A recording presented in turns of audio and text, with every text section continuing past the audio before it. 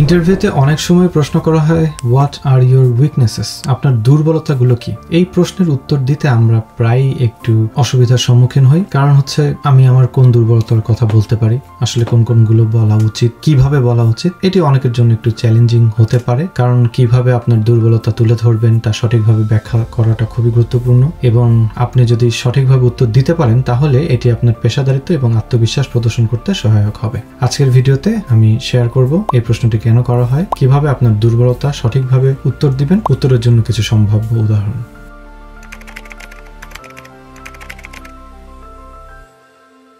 এই প্রশ্নটি রিক্রুটাররা আপনার দুর্বলতা বা অতিরিক্ত উন্নতির জায়গা খুঁজে বের করার জন্য করে থাকে। তারা জানতে চায় আপনি আসলে কিভাবে আপনার দুর্বলতা চিহ্নিত করেন এবং তাকে কাটিয়ে উঠতে কাজ করছেন।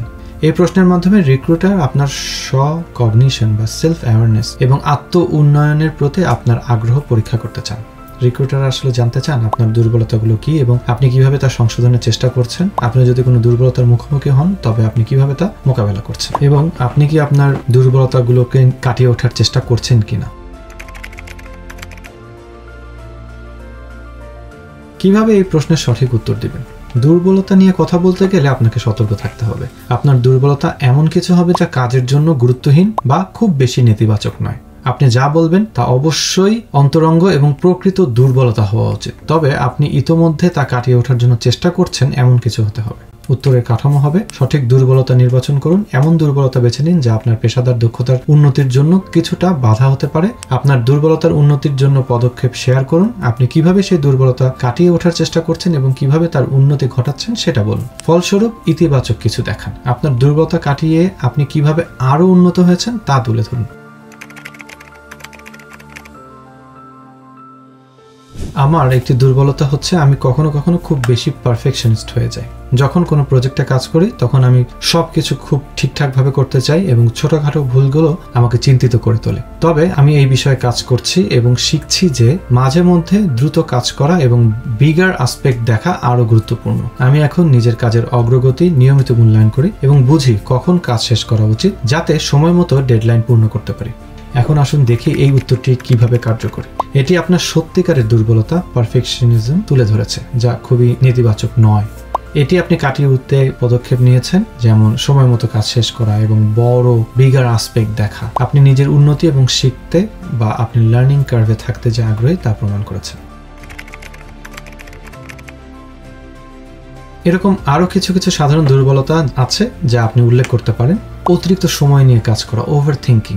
আমি কখনো কখনো অতিরিক্ত চিন্তা করে সিদ্ধান্ত নিতে দেরি করি, তবে আমি এখন সঠিক সময়ের মধ্যে সিদ্ধান্ত নিতে এবং দ্রুত কাজ করার চেষ্টা করছি। দায়িত্ব নিতে একাধিক কাজ করা, taking on too much responsibilities. আমি সবসময় চাই অন্যদের সাহায্য করতে, কিন্তু আমি শিখেছি কিভাবে প্রাধান্য দেওয়া উচিত এবং অন্যদের কাছে সহায়তা করার জন্য সঠিক সময় নির্বাচন করা উচিত। অতিরিক্ত আত্মবিশ্বাসী হওয়া, বিইং ওভার কনফিডেন্ট। আমি কখনো কখনো নিজের দক্ষতার প্রতি অতিরিক্ত আত্মবিশ্বাসী হয়ে যাই, তবে এখন আমি টিমের পরামর্শ গ্রহণ করতে শিখেছি এবং সবার সাথে কাজের প্রক্রিয়া শেয়ার করতে শুরু করেছি। প্রযুক্তিগত দক্ষতার অভাব, ল্যাক অফ টেকনিক্যাল স্কিলস।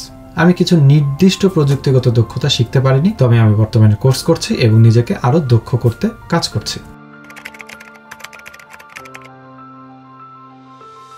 এবার আসুন কিছু সাধারণ ভুল যা আপনি এড়িয়ে চলবেন। অত্যধিক দুর্বলতা বর্ণনা করা, I am bad at everything, I can't do anything। এই ধরনের সাধারণ বা খুব বেশি নেতিবাচক উত্তর দেওয়া থেকে বিরত থাকুন। বা ধরুন আপনি বলেন I'm always late, I don't like working in a team। এই ধরনের দুর্বলতা কখনো বলবেন না, কারণ এটি আপনার পেশাদারিত্বে বাধা সৃষ্টি করতে পারে। আবার দুর্বলতা নিয়ে তেমন কিছু না বলা, I don't have any weaknesses। এটা রিক্রুটারদের কাছে অবাস্তব মনে হতে পারে এবং আপনার আত্মবিশ্বাসের অভাব দেখাতে পারে। আপনার দুর্বলতার সঠিকভাবে ব্যাখ্যা করা এবং তা কাটিয়ে ওঠার জন্য পদক্ষেপ গ্রহণ করার প্রক্রিয়া দেখানোর মাধ্যমে আপনি ইন্টারভিউতে প্রফেশনাল এবং আত্মবিশ্বাসী প্রমাণিত হবেন। আপনার যদি আরো প্রশ্ন থাকে তাহলে কমেন্টে জানান, আর যদি ভিডিওটি উপকারী মনে হয় তাহলে লাইক দিন, শেয়ার দিন এবং চ্যানেলটি সাবস্ক্রাইব করুন। আসসালামু আলাইকুম।